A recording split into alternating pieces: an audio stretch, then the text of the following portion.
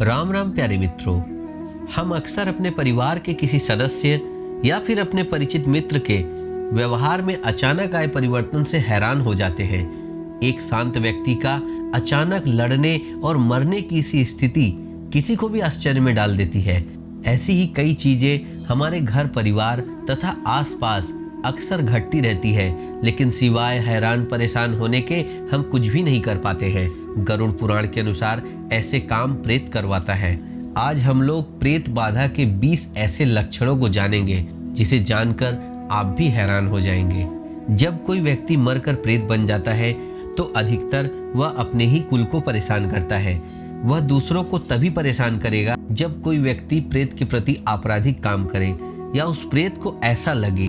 यदि आप ऐसा देखें कि एक ही माता पिता से उत्पन्न संतानों में कोई सुख का भोग कर रहा है तो कोई पाप कर्म में लगा हुआ है, किसी को संतान मिला है तो किसी को संतान हो ही नहीं रही है, या फिर उसे मात्र पुत्रियां ही हो रही है, या फिर किसी का पुत्र अचानक मर जाता है, तो यह सभी कुछ प्रेत बाधा का लक्षण है। यदि कोई 2 मित्र या 2 से ज्यादा मित्रों में बहुत ज्यादा घनिष्ठ प्रेम है, घनिष्ठ मैत्री है और अचानक से उनमें से कोई विरोधी भाव रखने लगे, झगड़ने लगे, बात बात पर उग्रता दिखाए, तो यह भी प्रेत बाधा का ही लक्षण है। अगर किसी को संतान नहीं हो रहा है या फिर होती भी है तो मर जा रही है, तो यह भी प्रेत बाधा के कारण ही हो रहा है।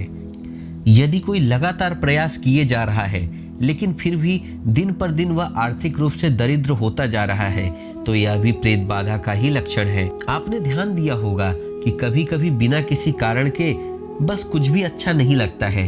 एक बड़ी अजीब सी उदासी और कष्ट का अनुभव अचानक होने लगता है। यह भी प्रेतों के कारण ही होता है। अगर किसी में नास्तिकता आने लगे और उसके जीवन वृत्ति का साधन समाप्त होने लगे, लोभ बहुत ज्यादा होने लगे, प्रतिदिन हर जगह वह लड़ने झगड़ने में ही लगा हुआ है, तो जान लीजिए यह प्रेत के द्वारा पैदा की गई पीड़ा है। जो अपनी माता पिता की हत्या कर देता है तथा देवता और ब्राह्मणों की निंदा करता है, ऐसा व्यक्ति भी प्रेत बाधा का शिकार होता है। जो नित्य कर्म से दूर रहे, होम तथा जप से दूर रहे, दूसरे के धन को हड़प कर दुख भोगे, ऐसा व्यक्ति भी प्रेत बाधा का ही शिकार होता है।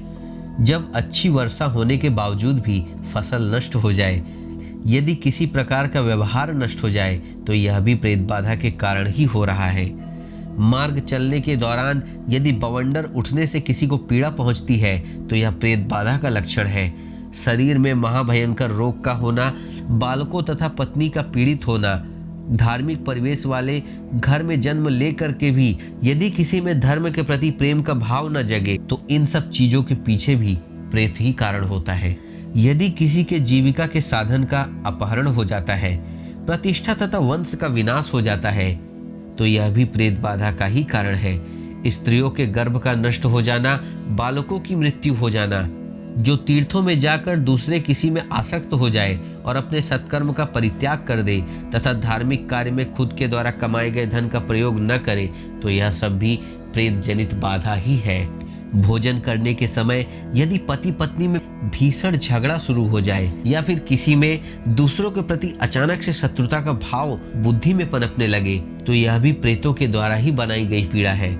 जो अपने पुत्र को शत्रु के समान मार डालता है, जिसके अंतःकरण में प्रेम और सुख की अनुभूतियों का अभाव रहता है, पिता के आदेश को जो नहीं मानता, अपने पत्नी के साथ रहकर भी जो सुख नहीं भोग पाता है, व्यग्र रहता है, क्रूर बुद्धि का हो जाता है, यह सब भी प्रेतों के द्वारा बनाई गई बाधा ही है।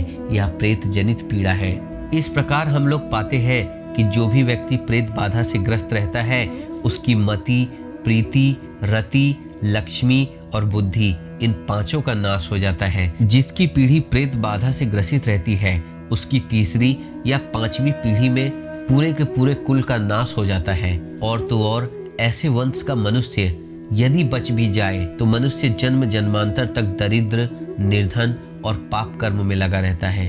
राधे राधे। फिर मिलते हैं अगली वीडियो में। आज के लिए आज्ञा चाहता हूँ।